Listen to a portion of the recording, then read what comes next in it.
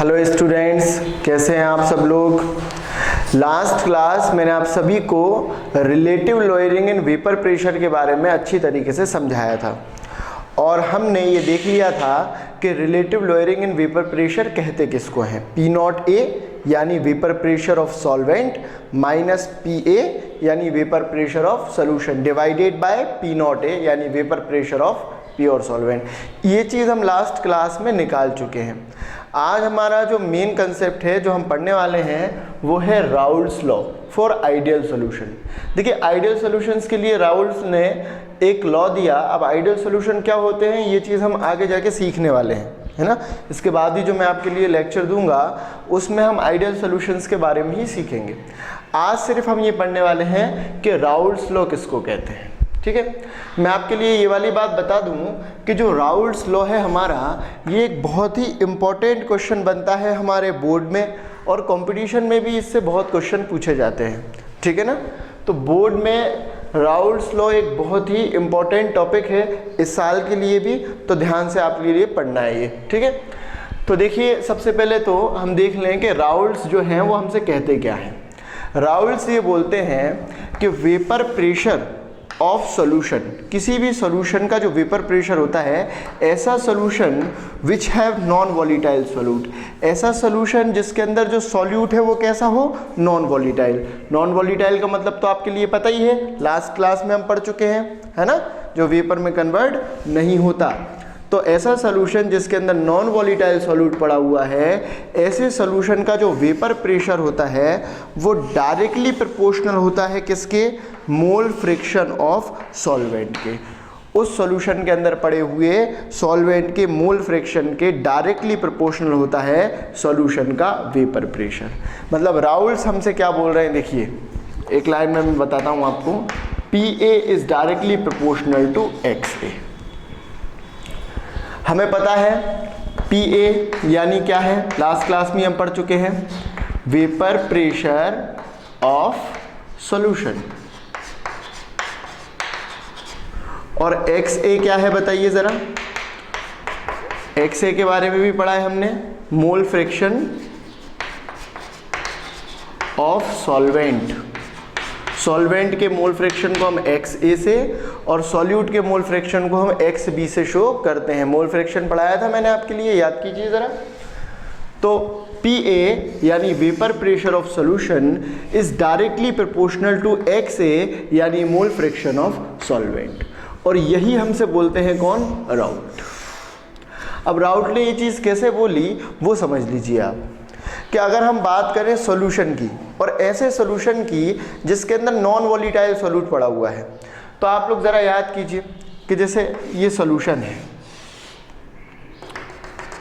ये तो ले लिया सॉल्वेंट, ठीक, और सॉल्वेंट के अंदर ये कौन सा सॉल्यूट है बोलो, नॉन वॉलीटाइल,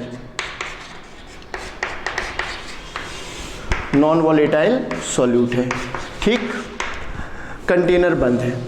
अब हमने इसको गर्म किया था तो वेपर बनी थी, और वेपर कम बनी थी किसके वजह से, नॉन वॉलीटाइल सॉल्यूट के वजह से। तो वेपर प्रेशर जो सॉल्यूशन का था वो भी क्या था, कम। अब आप मुझे ये बताओ, नॉर्मल सोच के देखो कि यहाँ पे जो सॉल्वेंट पड़ा है उसी सॉल्वेंट की वजह से ये वेपर बन रही है। सॉल्यूट तो हमारा नॉन वॉलीटाइल है, मतलब ऐसा है जो कि वेपर में चेंज होता ही नहीं है, और ना ही सॉल्वेंट को होने से, मतलब सॉल्वेंट को होने से भी थोड़ा रोकता है, जिसके वजह से वेपर कम बनती है। लास्ट क्लास में हमने यही पढ़ा था। तो आप मुझे बताइए कि यहाँ पे अगर मैं सॉल्यूट का अमाउंट बढ़ाऊंगा जो कि वेपर में चेंज नहीं होता और उल्टा सॉल्वेंट को भी रोकता है, तो अगर मैं सॉल्यूट का अमाउंट बढ़ाऊं, अमाउंट को यहाँ पे मैं मोल फ्रिक्शन से शो कर रहा हूँ, तो अमाउंट यानी मोल फ्रिक्शन अगर मैं सॉल्यूट का बढ़ाऊं तो सॉल्यूट बढ़ने से वेपर और कम बनेगी ना यहाँ पे, क्योंकि सॉल्यूट तो वेपर खुद भी वेपर में चेंज नहीं हो रहा और सॉल्वेंट को भी वेपर में चेंज होने से रोक रहा है। जबकि अगर यहाँ पे जो सॉल्वेंट है, सॉल्वेंट जिसके वजह से ये थोड़ी बहुत वेपर जो बन रही है, ये सॉल्यूट के वजह से तो बन नहीं रही है भाई, सॉल्यूट तो नॉन वॉलीटाइल है ना, तो सॉल्यूट के वजह से तो ये वेपर बन नहीं रही है। ये जो थोड़ी बहुत वेपर भी बन रही है, ये वेपर किसके वजह से बन रही है, सॉल्वेंट के वजह से। यहाँ पे नॉन वॉलीटाइल सॉल्यूट है तो सॉल्यूट तो वेपर में चेंज हो नहीं रहा है, तो इसका वेपर बनाने में कोई भी कंट्रीब्यूशन नहीं है। जबकि यहाँ पे जो सॉल्वेंट पड़ा हुआ है उसी सॉल्वेंट की वजह से यहाँ पे वेपर बन रही है। तो आप मुझे ये बताइए कि यहाँ पे ये जो सॉल्वेंट है, अगर इस सॉल्वेंट के अमाउंट को बढ़ाएंगे तो इस सॉल्वेंट के अमाउंट को बढ़ाने से यहाँ पे वेपर का अमाउंट भी बढ़ेगा ना भाई। जिसके वजह से वेपर बन रही है, अगर उसके अमाउंट को आप बढ़ाओगे तो यहाँ पे वेपर का अमाउंट भी बढ़ेगा। देखिए सॉल्वेंट को बढ़ाओगे सॉल्यूट कम होगा, कम सॉल्यूट ज़्यादा सॉल्वेंट, तो सॉल्वेंट ज़्यादा होगा तो वेपर ज़्यादा बनेगी, और ज़्यादा वेपर बनेगी तो प्रेशर भी ज़्यादा होगा। मतलब सॉल्यूशन के अंदर, ऐसा सॉल्यूशन जिसमें नॉन वॉलीटाइल सॉल्यूट पड़ा हुआ है, अगर ऐसे सॉल्यूशन के अंदर आप सॉल्वेंट के अमाउंट को इंक्रीज करोगे तो सॉल्वेंट के अमाउंट को इंक्रीज करने से उस सॉल्यूशन में ज़्यादा वेपर बनेगी, जिसके वजह से वेपर प्रेशर भी ज़्यादा होगा। सॉल्वेंट के अमाउंट को मैं यहाँ पे डिनोट कर रहा हूँ मोल फ्रैक्शन ऑफ सॉल्वेंट से, मोल फ्रैक्शन से मैं अमाउंट को डिनोट कर रहा हूँ। तो मोल फ्रैक्शन यानी सॉल्वेंट के अमाउंट को अगर हम बढ़ाएंगे तो इसे बढ़ाने पे वेपर प्रेशर सॉल्यूशन का भी बढ़ेगा। क्यों बढ़ेगा? सॉल्वेंट का अमाउंट बढ़ाएंगे तो ज़्यादा वेपर बनेगी, ज़्यादा वेपर बनेगी तो ज़्यादा वेपर प्रेशर होगा। तो सॉल्वेंट का मोल फ्रैक्शन बढ़ाने से वेपर प्रेशर ऑफ सॉल्यूशन भी बढ़ेगा, इसे बढ़ाने से ये बढ़ रहा है। तो दोनों के बीच में कौन सा रिलेशन हो गया बताइए? डायरेक्टली प्रोपोर्शनल का। ठीक, ये चीज़ राउल्ट ने देखी। राउल्ट ने क्या देखा कि भाई जो नॉन वॉलीटाइल सॉल्यूट है वो तो वेपर में कन्वर्ट होता नहीं है, तो उस सॉल्यूशन में, जिस सॉल्यूशन में नॉन वॉलीटाइल सॉल्यूट पड़ा हुआ है, उस सॉल्यूशन में वेपर किसके वजह से बनती है? सॉल्वेंट के वजह से। सॉल्वेंट ही वो है जो वेपर में चेंज होगा। तो अगर सॉल्वेंट को बढ़ाओगे तो ज़्यादा वेपर बनेगी, और ज़्यादा वेपर बनेगी तो वेपर प्रेशर भी ज़्यादा होगा। सॉल्वेंट के अमाउंट को राउल्ट ने मोल फ्रैक्शन से डिनोट किया है।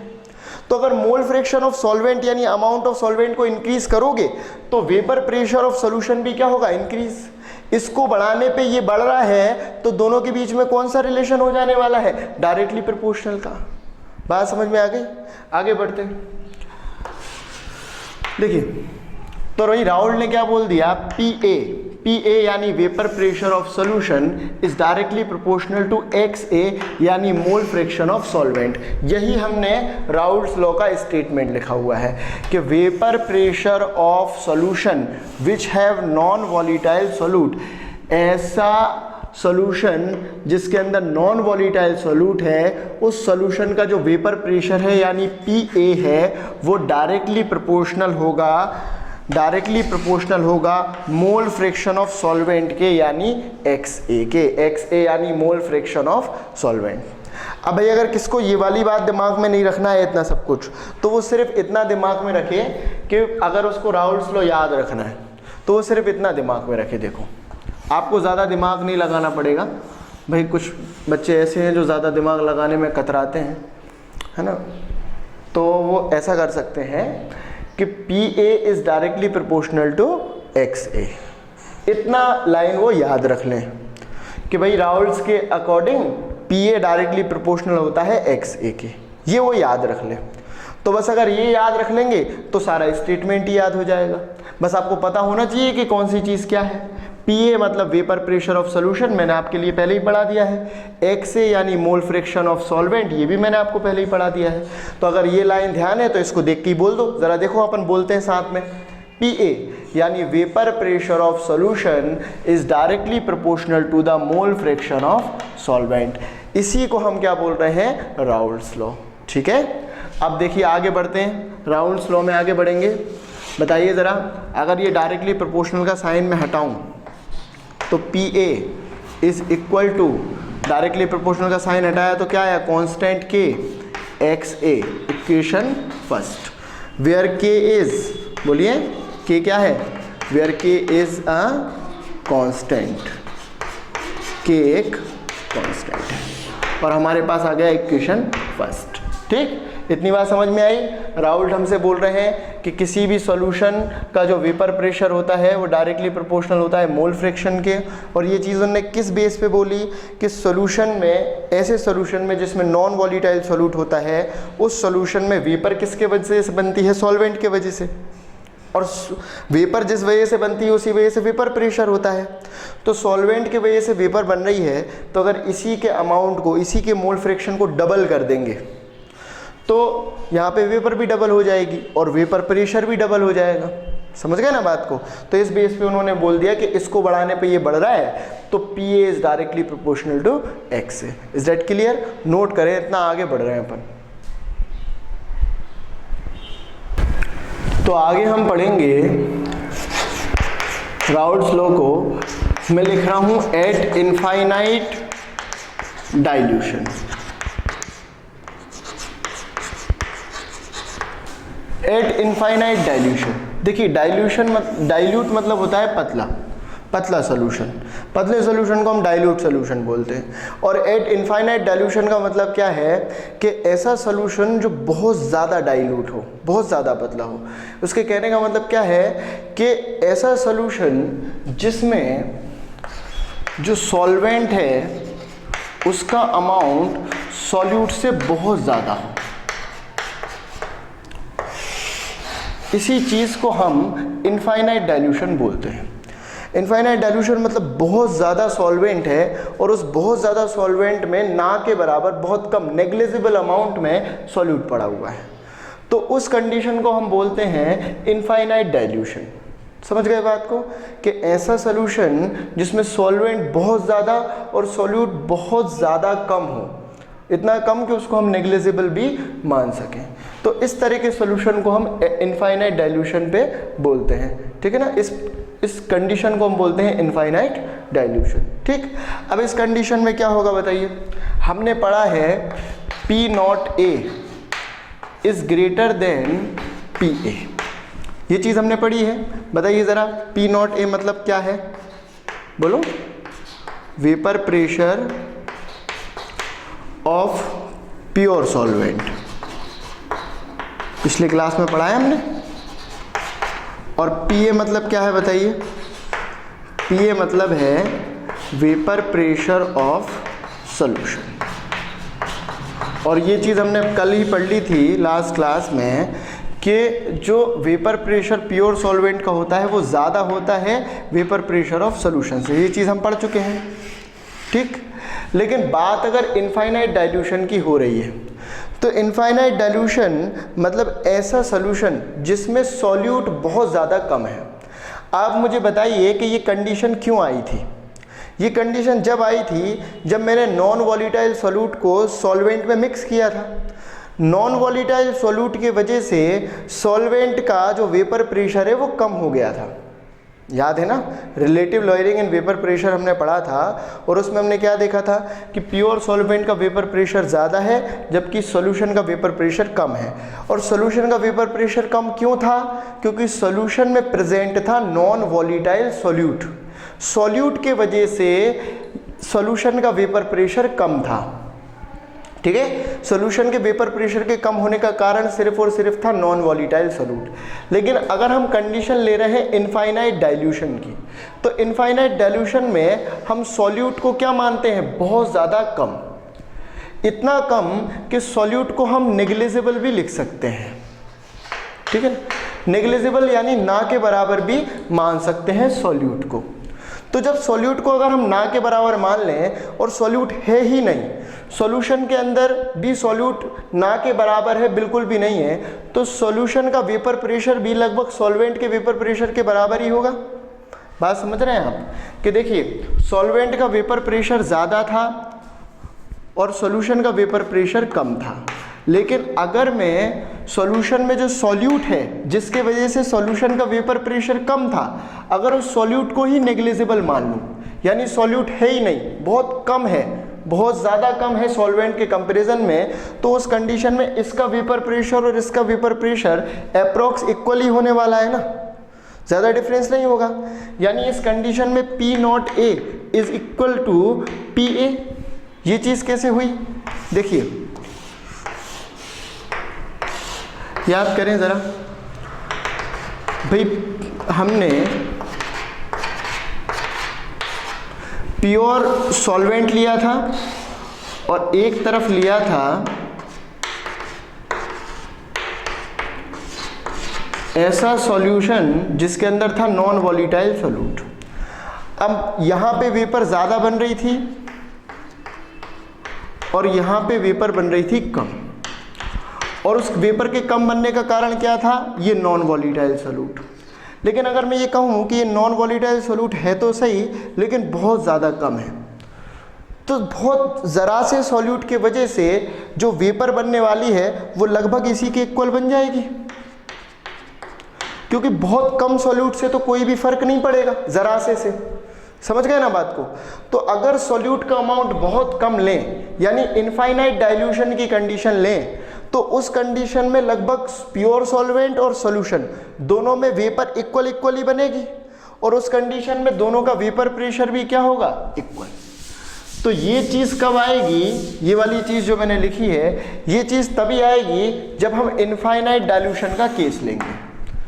इनफाइनाइट डाइल्यूशन यानी सॉल्यूट का अमाउंट नेग्लिजिबल ले लें, तो ये दोनों क्या हो जाएंगे, इक्वल। ये दोनों यानी vapour pressure of pure solvent and vapour pressure of solution. ठीक है। दूसरी चीज़, इनफाइनाइट डाइल्यूशन में चल रहा हूँ मैं, अगर मैं लिख दूँ XA plus XB is equal to 1, ये चीज़ हमें पता है, पहले भी मोल फ्रैक्शन पढ़ा था मैंने, और मोल फ्रैक्शन जब हमने पढ़ा था तो उसमें मैंने आपके लिए बताया था कि XA यानी mole fraction of solvent plus XB यानी मोल फ्रैक्शन ऑफ सॉल्यूट, दोनों को जोड़ोगे तो कितना आता है, हमेशा 1। भाई किसी को अगर ये मोल फ्रैक्शन वाली बात समझ नहीं आ रही है या किसी ने नहीं पढ़ा है, तो वो प्रीवियस लेक्चर मोल फ्रैक्शन को पढ़ सकता है, ताकि उसे ये चीज़ अच्छे से समझ आ जाए। ठीक है, चलिए आगे बढ़ रहे हैं। अब आप मुझे बताइए, XA किसका मोल फ्रैक्शन है, सॉल्वेंट का, और XB किसका मोल फ्रैक्शन है, सॉल्यूट का। लेकिन कंडीशन कौन सी लेके चल रहे हैं हम, इनफाइनाइट डाइल्यूशन की। इनफाइनाइट डाइल्यूशन जिसमें सॉल्वेंट बहुत ज़्यादा है और सॉल्यूट बहुत कम, लगभग नेग्लिजिबल है।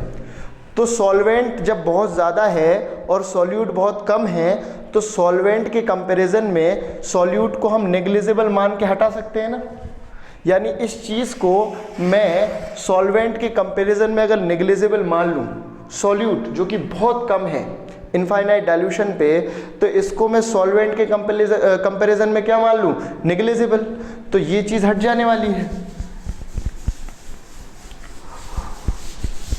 XB यानी मोल फ्रिक्शन ऑफ सॉल्यूट कहाँ चला गया, कैसे हटा दिया मैंने, क्योंकि सॉल्यूट का अमाउंट इनफाइनाइट डाइल्यूशन पे बहुत कम है, लगभग नेग्लिजिबल है, तो मैंने इसको नेग्लिजिबल मान के हटा दिया। नेग्लिजिबल मान के हमने इसको हटा दिया, तो क्या आ गया बताइए, XA यानी mole friction of pure solvent is equal to 1। XB हट गया हमारे पास से।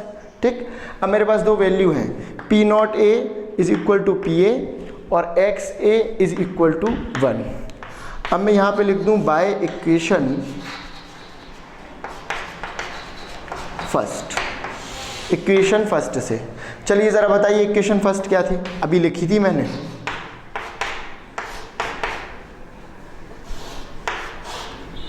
इक्वेशन फर्स्ट क्या थी बताइए, यही थी ना। इक्वेशन फर्स्ट जो हमने निकाली थी वो यही थी। अब इस इक्वेशन फर्स्ट में जो कि मैं निकाल चुका हूँ पहले ही, PA की जगह पे क्या लिख सकता हूँ मैं बताइए, इनफाइनाइट डाइल्यूशन पे PA बराबर किसके है, P0A के, तो PA की जगह पे लिखा जा सकता है P0A। ठीक, और बताइए ज़रा XA की जगह पे कितना लिख सकता हूँ मैं, 1। ठीक, तो XA की जगह पे अगर मैं 1 लिख दूँ, 1 के इंटू का कोई फ़र्क नहीं पड़ने वाला है, तो P0A इज इक्वल टू क्या आ जाएगा, K। इसको इक्वेशन ले रहा हूँ मैं सेकेंड। इक्वेशन फर्स्ट से हमने इक्वेशन क्या निकाल ली है, सेकेंड, जिसमें P0A यानी vapour pressure of pure solvent is equal to K यानी कांस्टेंट। यहाँ से क्या पता चल रहा है कि प्योर सॉल्वेंट का जो वेपर प्रेशर है वो कैसा रहता है, कांस्टेंट रहता है। ये इक्वेशन कौन सी हो गई है, सेकेंड। सेकेंड इक्वेशन हमने किस कंडीशन में निकाली है, एट इनफाइनाइट डाइल्यूशन। ये वाली जो कंडीशन है ये मैंने बस अभी लगाई है, इसके बाद नहीं लगाऊंगा मैं। अब ये कंडीशन यहाँ लगाई, यहाँ ख़त्म कर दी मैंने। क्या कंडीशन लगाई थी, इनफाइनाइट डाइल्यूशन की, जिसमें सॉल्वेंट का अमाउंट सॉल्यूट से बहुत ज़्यादा होता है, इतना ज़्यादा होता है कि सॉल्यूट को हम सॉल्वेंट के कंपैरिजन में नेग्लिजिबल मान लेते हैं। इससे क्या फ़ायदा होता है, XB यानी सॉल्वेंट के मोल फ्रैक्शन को यहाँ से हटा दिया, सॉरी सॉल्यूट के मोल फ्रैक्शन को यहाँ से हटा दिया क्योंकि ये नेग्लिजिबल है, और ये दोनों इक्वल हो गए क्योंकि सॉल्यूशन का वेपर प्रेशर कम था सॉल्यूट के वजह से, और सॉल्यूट लगभग नेग्लिजिबल है, तो ये दोनों भी क्या मान लिए मैंने, इक्वल। और इन दोनों वैल्यू को एक्स ए की जगह पे एक्स ए की वैल्यू और पी ए की जगह पे पी ए की वैल्यू मैंने जब यहाँ पे रखी तो मेरे पास क्या आ गया, इक्वेशन सेकेंड। ठीक, इतना नोट करें आप।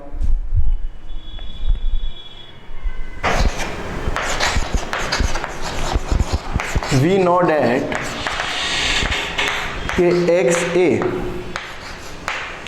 Plus x B is equal to 1। अब यहाँ पे हमारे लिए एक्स बी को दोबारा से नहीं हटा देना है ना, मतलब इनफाइनाइट डाइल्यूशन की कंडीशन लगाई थी हमने, अभी इक्वेशन सेकेंड तक निकाल ली और अब उसको नहीं लगा रहे हैं इनफाइनाइट डाइल्यूशन की कंडीशन को। ठीक, अब हम नॉर्मली इसको आगे बढ़ा रहे हैं।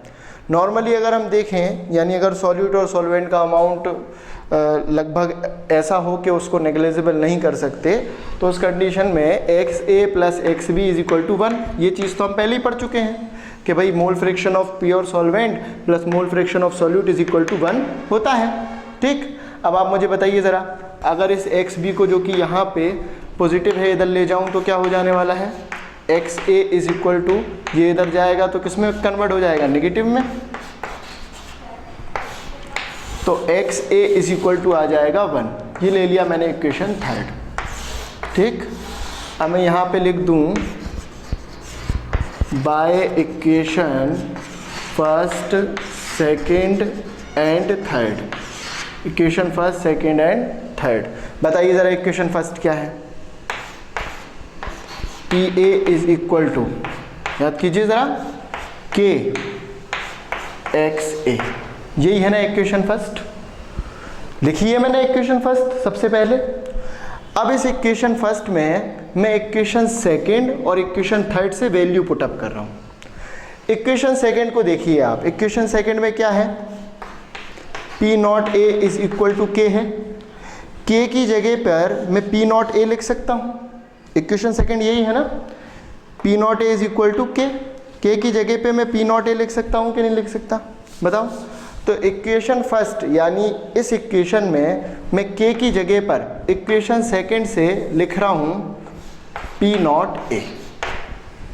ठीक, और इक्वेशन थर्ड से मैं एक्स ए की जगह पर क्या लिख रहा हूँ, बताइए ज़रा। एक्स ए की जगह पे क्या लिख सकते हैं हम, 1 माइनस एक्स बी। बात समझ में आ गई आपको। इक्वेशन फर्स्ट थी P A is equal to K X A, equation second से के की जगह पे मैंने पी नॉट ए लिख लिया। इक्वेशन सेकेंड में देखो ज़रा, के इज इक्वल टू क्या है, पी नॉट ए है, तो के की जगह पे ये लिख लिया।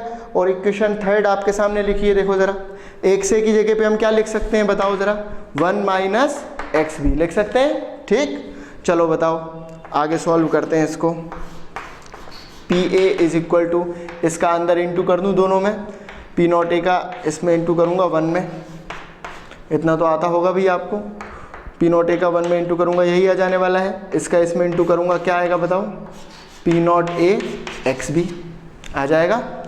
देखिए अब ज़रा, ये टर्म यहाँ पे किस में है, माइनस में, और यहाँ पे ये टर्म किस में है, प्लस में, पॉजिटिव है ना, कोई साइन नहीं लगा, इसका मतलब पॉजिटिव है। आप मुझे बताइए, इसको उठा के अगर इधर ले आऊँ तो ये माइनस वाली किसकी हो जाएगी, प्लस की, और इसको उठा के अगर इधर ले जाऊं तो ये प्लस वाला किसका हो जाएगा, माइनस का। मतलब कुल मिला के इसको और इसकी जगह को मैं बदल रहा हूं। देखो, इसको उठा के इधर ले आए, P naught A X B is equal to P naught A minus, इसको उठा के इधर ले गए तो ये प्लस का था, तो इधर आके किसका हो गया, माइनस का। बहुत आसान बात है, इसको उठा के इसकी जगह पे ले आए, इसको उठा के इसकी जगह पे ले गए। ये यहाँ पे माइनस का था तो यहाँ आके प्लस का हो गया, माइनस वाला इक्वल के इस तरफ आएगा तो प्लस का हो जाएगा, और ये यहाँ प्लस का था तो इधर जाके किसका हो गया, माइनस का। अब बताइए ज़रा मुझे, पी नॉट ए और एक्स बी यहाँ पे किस में है, दोनों इनटू में। ये चीज़ उठा के अगर इधर ले जाऊँगा तो ये इनटू में है, ये इधर जाएगी तो किस में पहुँच जाएगी, बताइए। इतना तो बता सकते हैं आप लोग। ये चीज़ अगर इधर जाएगी तो X B is equal to P naught A minus P A divided by, ये चीज़ इधर जाएगी तो डिवाइड में आएगी पी नॉट ए।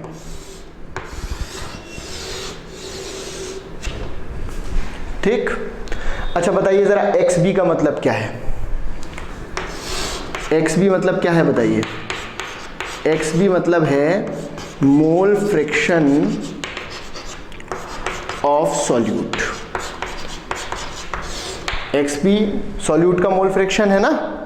और बताइए P naught A minus P A divided by P naught A, ये चीज़ जो मैंने आपके लिए लास्ट लेक्चर में बताई थी, ये क्या है बताइए? Relative lowering in vapour pressure, RLVP, यही है ना। बोलो, एक्स बी यानी mole fraction of solute is equal to P naught A minus P A divided by P naught A, यानी relative lowering in vapour pressure. तो ये question एक बार हमारे बोर्ड में पूछा जा चुका है। क्वेश्चन आया था कि prove that mole fraction of solute is equal to relative lowering in vapour pressure. ये प्रूव करने के लिए बोला था उन्होंने, तो वहाँ पे हमें ये पूरा राउल्स लॉ ही लिखना था शुरू से लेके यहाँ तक, ठीक है ना। तो ये हमारे बोर्ड के हिसाब से जो राउल्स लॉ पूछा जाता है उसी हिसाब से मैंने आपके लिए आज कराया है। ध्यान से आप इसके लिए देखिए, एक बार मैं बता रहा हूँ। सबसे पहले हमने इक्वेशन फर्स्ट निकाल ली, ठीक है, डेफिनेशन के बेस पे। इसके बाद फिर इनफाइनाइट डाइल्यूशन लगा के हमने इक्वेशन सेकंड निकाल ली। और फिर देखिए ये चीज़ तो हमें पता है, इसको उठा के इधर ले गए, माइनस में आ गया, इक्वेशन थर्ड आ गई। तीनों इक्वेशन को हमने मर्ज करा तो हमारे पास क्या आ गया देखिए ज़रा, ये चीज़ इसका अंदर इनटू कर दिया, इसको उठा के इधर ले आया, इसको उठा के इधर ले गया, ये चीज़ यहाँ इनटू में थी, यहाँ आई तो किस में हो गई? डिवाइड में। और अल्टीमेटली हमारे पास इक्वेशन 4, ये इसको इक्वेशन 4 दे दूँ तो इक्वेशन 4 क्या आ गई? X B is equal to P naught A minus P A divided by P naught A, यानी एक्स बी मतलब क्या? Mole fraction of solute is equal to relative lowering in vapour pressure. ये चीज़ relative lowering in vapour pressure है, ये चीज़ मैंने आपके लिए लास्ट क्लास बता दी थी, याद है अच्छे से। तो ये चीज़ प्रूव करने के लिए बोली गई थी बोर्ड में, डायरेक्ट क्वेश्चन था, prove that mole fraction of solute is equal to relative lowering in vapour pressure. तो यही लिखना था हमें। और अगर आपसे ये भी क्वेश्चन आ जाए कि what is Raoult's law, right the mathematical expression of it. अगर राउल्स लॉ पूछ ले कि राउल्स लॉ क्या है और उसका मैथमेटिकल एक्सप्रेशन निकालना है आपके लिए, तो अब भी आपके लिए जो आंसर लिखना होगा वो यही लिखना होगा। और हमारे बोर्ड में जनरली ऐसे ही क्वेश्चन पूछे जाते हैं, डायरेक्ट और आसान, ठीक है ना। तो राउल्स लॉ एक बहुत आसान और एक बहुत इंपॉर्टेंट क्वेश्चन है जो आपके लिए करना है, ठीक है ना। और इसी में ही आपको आगे जाके जो कंसेप्ट बताने वाला हूँ, ideal solution, non ideal solution और भी बहुत सारी चीज़ें, तो उन सभी में राउल्स लॉ काम में आने वाला है, ठीक है ना। तो इक्वेशन 4 तक इतना आप समझे, नोट करें, आगे बताता हूँ। तो स्टूडेंट्स, आज हमने पढ़ा राउल्स लॉ के बारे में और मैंने आप लोगों के लिए उसका डेरिवेटिव फॉर्म भी करवा दिया है, ठीक है। ये एक इम्पॉर्टेंट लॉ है जो कि हमारे बोर्ड में भी बहुत बार पूछा जाता है और इस पे बेस्ड क्वेश्चन भी आते हैं और आगे जो कंसेप्ट होंगे उनमें भी ये बहुत काम में आने वाला है। तो इसको बहुत ध्यान से और बहुत अच्छे से करना है। अगर आपको कोई भी डाउट हो तो आप बेझिझक क्लियर कर सकते हैं, पूछ सकते हैं मुझसे डायरेक्ट, चाहे तो आप कमेंट बॉक्स में कमेंट करके भी अपने डाउट्स को पूछ सकते हैं, ठीक है। और इतना ही करने वाले हैं आज के लिए, इतना ही पढ़ने वाले हैं। मिलते हैं अगली क्लास में। Thank you.